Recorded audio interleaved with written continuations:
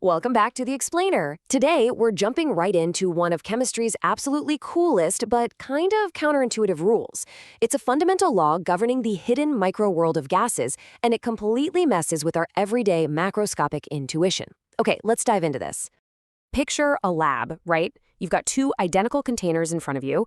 One of them holds exactly 1 liter of hydrogen gas, and the other holds exactly a liter of oxygen. They're sitting there at the exact same temperature and the exact same pressure. So, what's the paradox? Well, those two containers hold the exact same number of molecules, literally the same count. Even though hydrogen and oxygen have totally different atomic structures and completely different masses, the molecule count matches up perfectly. It's almost like a magic trick. Section 1. Defining Avogadro's law.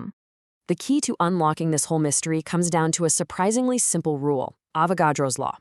It basically states that equal volumes of gases, as long as they're at the same temperature and pressure, contain equal numbers of molecules.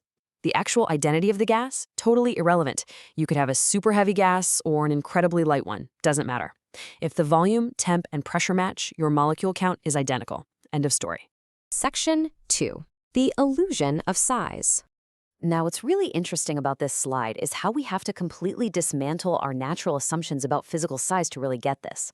Down here in the macro world, bigger objects obviously take up more space. You can fit way fewer boulders in a box than you can pebbles. But gases?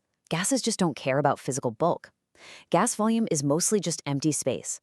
That space is claimed by constant rapid motion and high-speed collisions, not the physical girth of the molecules themselves. Molecules in a gas are actually spread so incredibly far apart relative to their own size.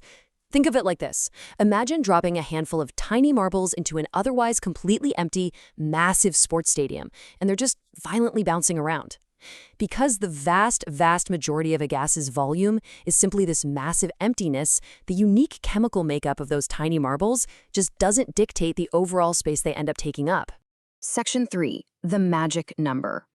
So if we transition from that conceptual physics stuff over to the concrete mathematics, we find this amazing baseline that chemists rely on every single day. It's called standard temperature and pressure, or STP. By holding the temperature and pressure perfectly steady at these agreed-upon metrics, 1 mole of literally any ideal gas behaves in the exact same way. It gives us this beautifully consistent universal constant. And that magic number is 22.4 liters. Exactly 1 mole of any ideal gas at STP is going to occupy almost exactly 22.4 liters of physical volume. To put that into perspective for a second, that's roughly the size of a standard party balloon. No matter what the gas is, 1 mole at STP inflates to that exact same size, every single time. And this brilliantly illustrates that whether you're measuring notoriously light helium, heavier nitrogen, or really dense carbon dioxide, the volume remains completely flat across the board. Every single measurement hits that steadfast 22.4 liter mark. It perfectly visualizes Avogadro's proof, right? Identity just does not matter. The space claimed remains identically 22.4 liters. Section 4. Real-world industrial chemistry. Now, you might be wondering, how does this actually get used outside the classroom? Well, it's all about molar volume.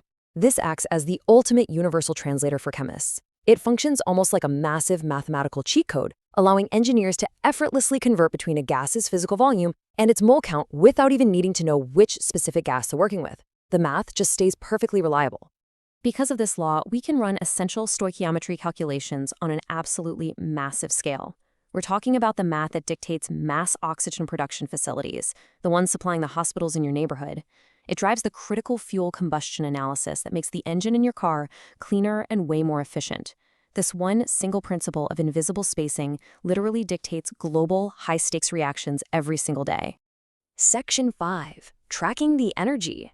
Let's move to this next concept and see how it builds. So, we've effectively solved the mystery of spatial volume and molecule counts. But as you know in chemistry, every reaction involves a whole lot more than just a change in physical space. When gases expand and combust, energy is constantly flowing. So the next big question is, how do chemists actually track the invisible energy being exchanged during these dynamic reactions? Well, that hidden exchange is the brilliant domain of Hess's law, and that is exactly what we're going to unpack in our next explainer. Until then, stay curious.